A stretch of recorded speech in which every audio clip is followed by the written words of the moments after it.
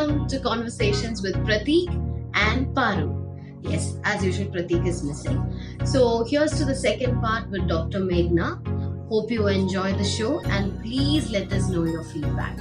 How important is it for a parent to create happy memory in a childhood of a children?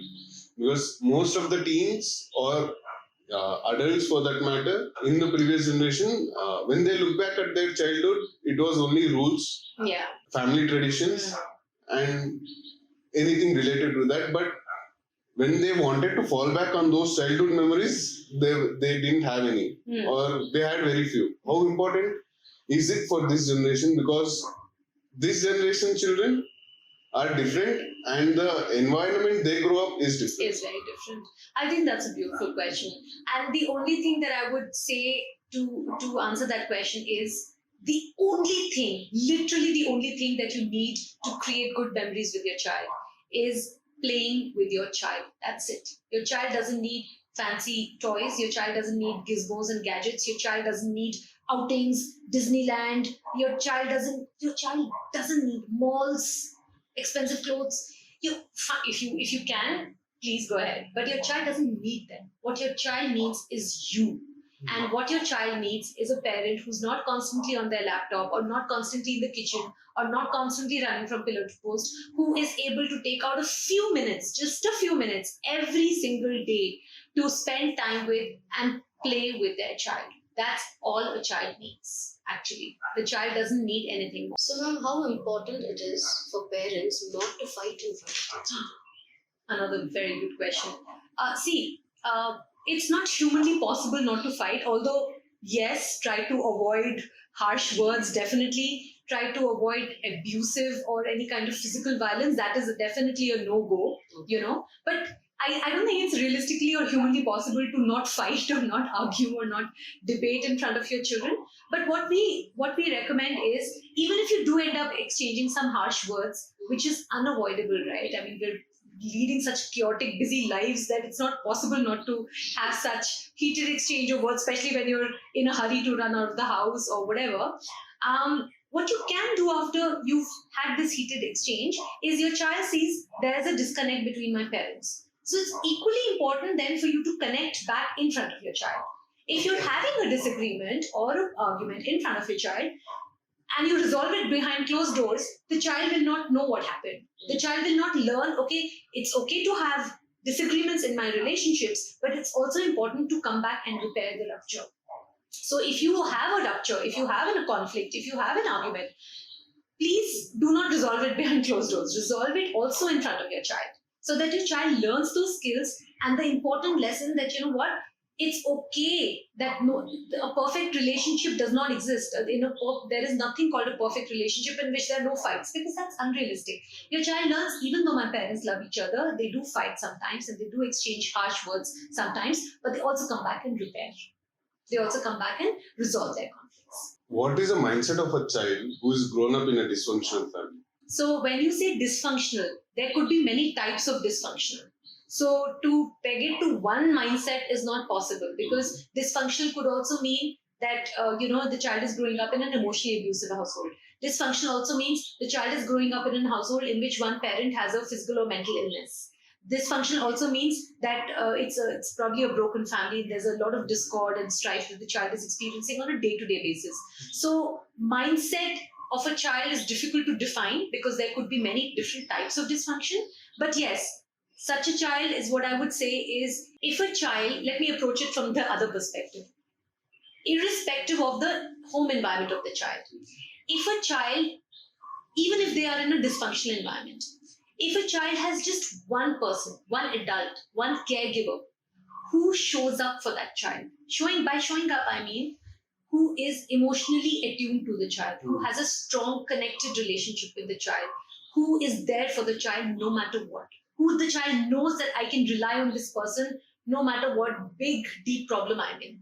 If the child has even one person like that in their lives, despite having a lot of adversities or dysfunctional elements in their environment, the child is going to have a good long-term outcome. So you just need one parent, one caregiver who shows up for the child to have adequate long-term outcomes. But if that one person is also missing, right, then then of course the child is definitely at risk, high risk for a whole lot of negative outcomes, whether it's academic success, whether it's relationships, whether it's their own physical or mental health in the future. So every day we read about articles on child abuse and how it is very important for the child to know about all this. So as a parenting person, what do you teach people? I mean, teach parents how to go about child abuse? I think that's a very important question. The first thing that we educate parents on is, please start talking to your child about two things from a very early age, from as early as 2 or 3 years of age. Start talking to your child about their body, and start talking to your child about their boundaries. So I'll explain what I mean by body and boundaries. By body, I mean, if you see any book or any puzzle or any toy for children 2 years or 3 years of age, you will see nicely labeled body parts: eyes, ears, nose, hands. What about the private parts? Why don't we teach children that that part is your private part? It is called chest, this is called nipple, this is called vagina, this is called bum, this is called penis. We need to tell children that these parts are called this. Unless they learn to correctly identify and name their own private parts, which are a part of their body, without any shame attached to these parts, we cannot hope to protect our children. Okay, so that's the first thing: body awareness and knowing about my body, right? And of course the functions, as the child grows, the function of each of these body parts. The second thing that the parents need to start talking from a very early age is about consent, which means body boundaries, which means even to a 3-year-old you can teach things like, you hugged your friend, but your friend did not like it. Do you see the facial expression of your friend? They're not liking your hug. Can you please move away? Your friend is not liking it. Next time when you want to hug your friend, it's good to hug your friend. Next time, please ask before hugging your friend. Such a simple thing about consent and respect and body boundaries. We need to start talking about these things from a very early age. And the opposite is also true. The reverse is also true. Grandma wants to hug your 6-year-old. You have to ask. Even if grandma doesn't ask, that's okay. That generation will not ask, of course. But you can tell your child, you know what? If you are not comfortable hugging grandma or grandma hugging you right now, you can say no, or you can do high five, or you can do handshake, or you can blow a kiss.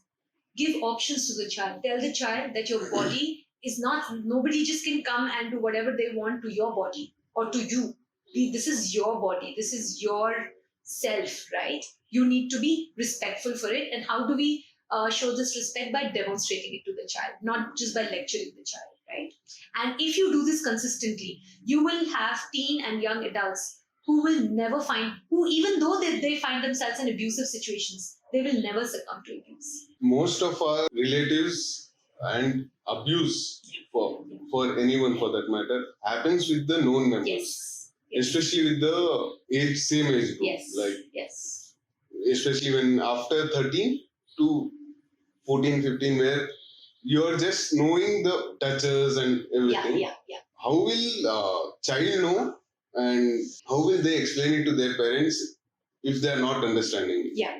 I think that's a very good follow-up question. And the answer to that question is also what I had just explained. So if you, and just the one little correction I would like to make, it is not just after 13. It starts from literally when the child is born. If you read this really riveting book called The Bitter Chocolate by Pinky Virani, you will realize even infants are abused, right? So it's not just about when the child becomes, attains puberty or the child becomes a teenager. It literally, even the number of children, who are, below 8 years of age, they can be abused, right? So again, the answer to that is, how do we help the children become aware?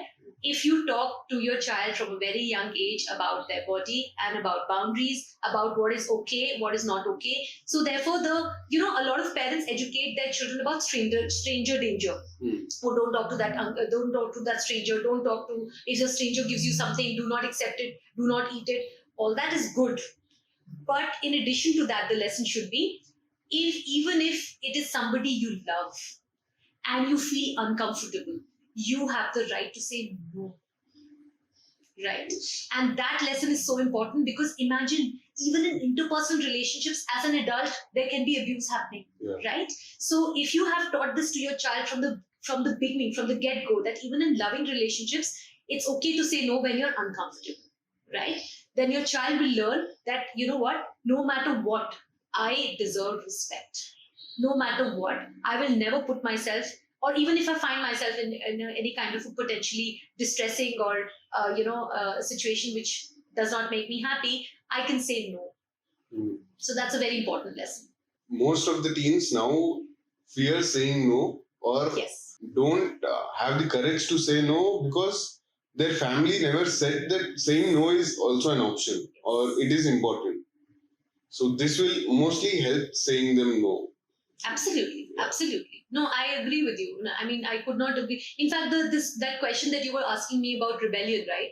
This connects with that question, because if you have given the space to your child to say no, right, then they develop the assertiveness skills enough as a teen to be able to say no in situations that they're not comfortable with, and we need to respect that. So yeah, I mean, that's so important. So when a child hits their puberty and when they start falling in love and they start getting attracted to the other sex, how do parents deal with it? By educating themselves, firstly, by realizing that this is natural, this is normal and healthy. In fact, if your child is not getting attracted to either the same or the opposite sex, there is something wrong with the child. So to accept that this is normal and healthy. And also, one very important thing that I think our parents never did, I don't think they could have even imagined doing this, but at least we can do it and we should do it. Again, from an early age, like say, my child sees me, even my 3-year-old sees me carrying my sanitary napkin, right? Yeah. They ask me. I don't give a bullshit answer. I talk about it in an age-appropriate way. Okay. Yeah. My child, sees a kissing scene on the TV. My child is 7 years old. I don't get embarrassed and change the channel. If my child asks me, I talk about it, right? My child sees me and my husband holding hands. They say, why are you holding hands? I talk about it. So using these little everyday instances in which I can talk to to my kids about what is healthy, what is normal, what is not healthy, what is not okay. And these are the ways by the time the child hits puberty. And when the child already is a preteen, I've already spoken to my child about, or whether it's a boy or a girl, I've talked to my child about what are the changes that will happen in your body. To give our parents some credit, they did talk about some changes, especially girls. They talked about, okay, this is menstruation, these are your periods, this is what you need to do. However, nobody talked about the emotional changes. What do? I'm getting attracted to guys. And to a teen, they don't know that this is normal.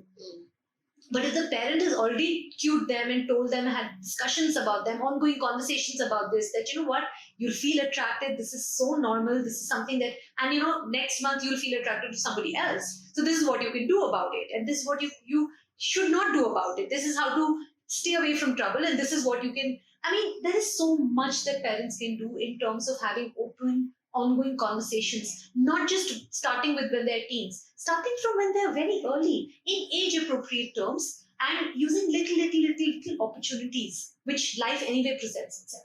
When a teen or child gets into a relationship and they want to tell their parents that, okay, I like this guy or I like this girl, the first thing that comes to a child's mind is how will they react? Will they even understand what is the feeling going on in my head? Or they'll just shut down and say you're grounded?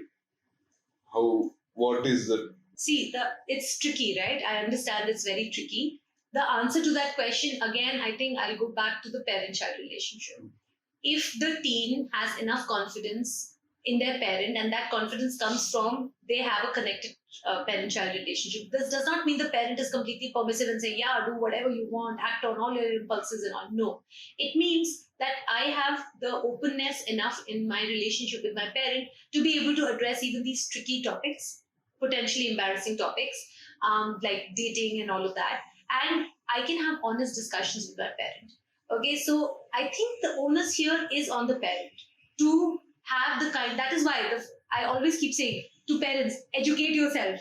You think you might know everything, but you don't. Even I'm a parenting coach, but I educate myself every single day because I never harbor the illusion that I know everything. I can't possibly know everything, even within parenting, right? So it totally depends on how the parent-child relationship is, and that will determine how comfortable your child feels in coming up to you and talking about these things. If the parent-child relationship is not that open and it's, it's constrained by all these strict limits and all, obviously the child will not come and tell you. And that's your loss, right? Because as a parent, because you rather know what your child is up to rather than not knowing what your child is up to, right? So that's one. And even if your child does come and tell you, instead of imposing a limit like you're grounded or doing ridiculous things like that, which actually don't work, because then you're just making sure that your child does that on the slide without telling you, right? So you're not solving the problem. Instead, sit and talk to your child. I know it will involve a lot of your own reconditioning, unlearning and relearning, right? But what choice do you have? Yeah. Okay, ma'am. So as the child hits puberty, that's the time when they realize their sexual orientation. So many a times these kids who are not very sure of their sexual orientation, and they come out at a later stage in their life because they do not know how to tell their parents, or they fear the society. So how do you educate parents on this? Simply by telling them, I mean, I'm using the word simply, it's not simple at all actually, by telling the parents that this is not a choice. This is, a lot of parents have till now have the misconception that homosexuality is something dirty. Homosexuality is something that has only emerged now in the last few years because children are exposed to Western media, and all this is bullshit, and there's nothing called this. Uski shadi kara do, theek ho jayega. So these are nothing but myths. And when a parent comes in my workshop and they ask me, how did he become a homosexual? You know what I ask them? How did you become a heterosexual? And then they're zip. So what we need to, the first point of education is making them realize this is not a choice. Nobody chooses their sexual orientation. It is something that is determined biologically, genetically.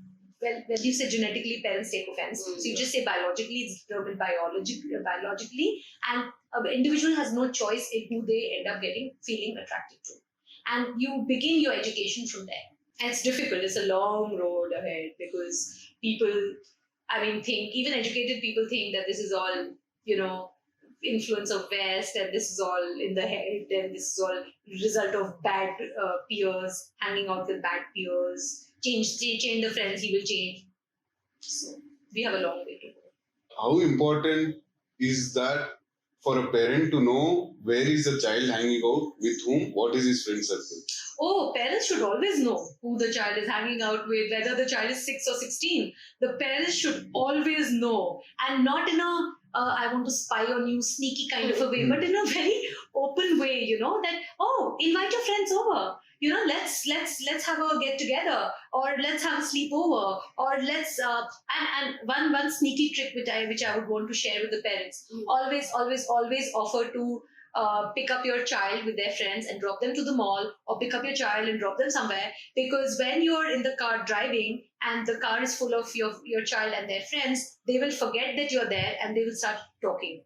They'll start talking about their friends and their school and their academics and their crushes and gossip, and that's important information for you. And so that'll help you clue in. This does not mean you use it to blackmail your child. No, of course not. It means that you are cued into your child's world, your child's friendships, which are more important to him at this stage, which is, again, natural and healthy and more. And in fact, if your child is not more attached to their friends at teenage, then there is something wrong, right? So please make sure your child has now entered a different world. It is your job to somehow be a part of that world without imposing yourself, but without also being sneaky. So at this age, boundaries become even more important. So please don't sneak on your child. Please don't do things like, I'll go to my child's room and start reading their diary, or I will start checking their mobile. Yes, you want to make sure that your child is safe. And there are other ways of doing that. Again, having open, ongoing conversations with your child is very important. In fact, the more open you are, the more likely your child is going to come up to you and share stuff with you, right? If you don't just freak out about everything, right? So please do that. Please use every opportunity that you can to hang out sneakily with your child and their friends, and you will thank yourself for it. Most of the parents are against sleepovers if it involves opposite gender. Yeah. Yeah. Why is that, and what goes in the head when we say sleepover with the opposite gender? Yeah, well, that's understandable, right? I mean, that's very, very understandable. In fact, I would not hold it against a parent if they say that no sleepovers allowed. In fact, I would perhaps say that, if you're cued into your child's life, social life, and if you know what's going on with your child's life, this could be avoiding sleepovers, especially with the opposite gender, might be just one of the ways in which you're ensuring that, your child is not landing themselves in situations which are less than desirable, right? So, I mean, it's totally, I would not say do this or don't do this, because it's totally your choice. It's totally about what you feel comfortable with. But having said that, please keep talking to your child about, what can happen, what should not happen, high risk, low risk. If you land yourself in a situation in which you're like, okay, what is going on? What can you do? So there is one thing which, one trick that I recommend to parents. If your teen lands in a situation in which they want to get out of, whether they find themselves in a party where people are boozing and you don't want to booze, or whether you find yourself in a situation like this, a sleepover, where you start feeling uncomfortable, just text me or call me and say a code word. You can pre-decide on a code word. It could be something as silly as Neptune. The minute you say Neptune, I will drop everything. I will come and pick you up wherever you are. No questions asked. And this kind of a pact between a parent and a teen can give the teen confidence that, I don't have to endure an unpleasant situation just because I will get into trouble with my parents, right? That is not, getting trouble is the least of the concerns. Your safety is the most important thing in the world. And if the parent has managed to convey that to their teen, nothing like it. So as you brought up boozing, so I've had parents who took me to pubs themselves so that they thought we wouldn't go on our own. Yes. So how important is it for parents to think that way and take the kids and expose them to such things, so they think we will not do it with our friends? But again, we do it with our friends. Yes. That's a different experience. Yes, that's a different experience. But I completely agree with you. See, I had my first drink with my mom, right? And it removes that kind of aura around it. When I had my first drink, I was like, okay, all right. What's the big deal about it? Right? So again, the manner in which you do it, you're not going to take your child to a pub and have booze parties every day, obviously. But what you're doing in taking your child to a pub or having a drink with your child at home is telling your child, see, this is a drink, this is going to have this effect on your mind and body. Know yourself, right? So that, know your limit, in the sense, this is my threshold for this drink. Like, I know after one wine, I'm good, for example, right? And so when you tell your child like this, you're also telling them that, suppose if somebody comes and tells you, come on, man, have one more, nothing will happen. You'll know whether you should go cross that line or not. So that experience of having a first drink or having a third drink with my parent should be accompanied by these kind of discussions in which the parent is constantly saying, see, I'm giving you this experience because it will help you keep yourself safe. And yes, you can go out and you will go out and drink with your friends, but you don't land yourself in situations which you will regret later. Don't land yourself in situations in which you feel out of control, in which you don't feel good. You always have the power. You always have the control. And how you assert this control? This is how we say no. You can role play with your child, with your teen. This is how you assert yourself. Again, that you can, if you think that the pressure is really building up for you to accept your first smoke and you don't want to, or to have a third drink when you obviously don't want to, send me a text, call me, I'll be right there. So always be cued in. What I understood from this is, first drink with a parent will set you and let you know what are your limits, what is your safety code and everything, so that you don't go out of control and no one can take advantage of it. Absolutely. But more important than the first drink is the accompanying conversations that you have, and those conversations have to be ongoing. It's not a one-time conversation, right? That you have with your child. You have, in fact, so I have my own Insta page called The Therapist Mommy, in which I share every day some tips for parents. And one day I shared this, talking to your child about alcohol. And even alcohol, the conversation should begin from when the child is, say, as young as 5 or 6 years old. And you do it in an age appropriate manner. So my child sees me, we all go to a party, to somebody's house, a housewarming party or whatever. They see me have a glass of wine. And so my child comes to me, Misha, she comes to me and says, Mama, why are you having wine? I also want it. And so how do I respond to it? So should I say, no, it's bad for kids. Kids should not have it. It's only for adults. Absolutely not. I should tell her, this is called alcohol. This is called wine. Mama has this once in a while, maybe once a month, a glass, or once in 2 months, or whatever, or twice a month, whatever. This is not meant for kids, because the kind of effect it has on your system, on your brain, on your body, kids up till the age of whatever is the legal limit in yours, wherever you are, whether you're in the US or here. Here, suppose it's 21 in some states and 18 in some states. So you're not supposed to have this till 18, because science has shown that the kind of effect it has on your brain and body is very bad. After 18 or after 21, whatever that limit is, you can have with me. I mean, we'll talk about it then, but it is safe. Right now, if you have it, it's not safe. Right? So this is the kind of scientific information you want to pass on, instead of saying, no, because I said no, because this is bad for you. But why is it bad for me, and what will it do to me, and what will happen? And so if I adopt the latter stance, no, because I said so, and my child will get so curious that it'll want to sneak in and want to sneak a sip or something, which is not what we want, right? So conversations right from a very early age are very important. For example, somebody you read in the newspaper, your 7-year-old comes and asks you, oh my God, there was an accident. What happened, Mama? The driver was drunk. And so use that as a teachable opportunity, right? To educate. Driving should never happen with drinking, because there's a law for it, and there's a reason for that law, and explain the science behind it.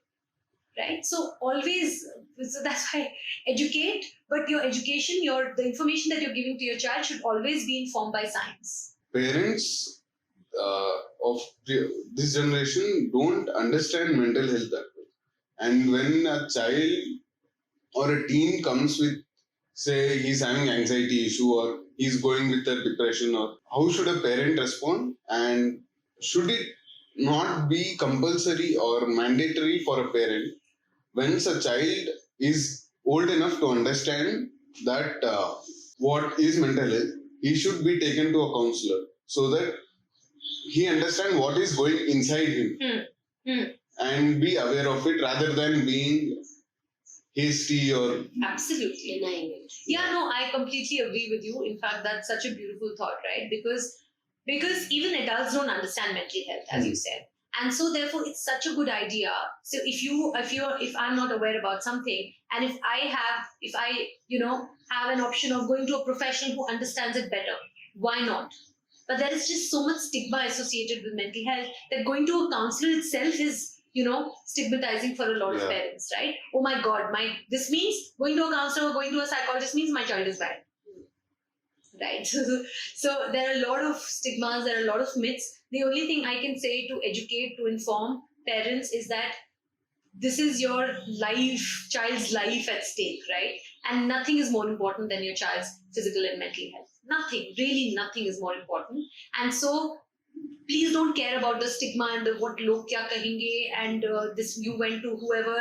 It does not matter. What matters is that's why we have kids, right? We want to raise healthy, happy, successful kids, right? And we can't remove the health aspect from that at all, right? So the only thing I would say is this is a brilliant idea. Please approach mental health professionals. There are many mental health professionals out there. There are counseling psychologists, there are counselors, there's clinical psychologists, there are psychiatrists. People often don't know the difference between all of these, and that's okay. Read up, educate yourself, and please. And there are so many forums these days. There are so many apps, mental health apps. There is this beautiful app now called Hey. Okay, and there And I recently got introduced to that app by the founder, and they basically say, come and talk to us about anything that's bothering you. Okay, and they have just hey helpers. They don't even call themselves psychologists to break that kind of stigma. They say we are a hey helper. Come and talk to us. And then children and parents can come and talk to them. And then if the hey helpers, they're trained. So if they feel that the child or the parent or an adult is facing any kind of issue for which they require a sustained kind of a help, they'll refer them to a psychologist.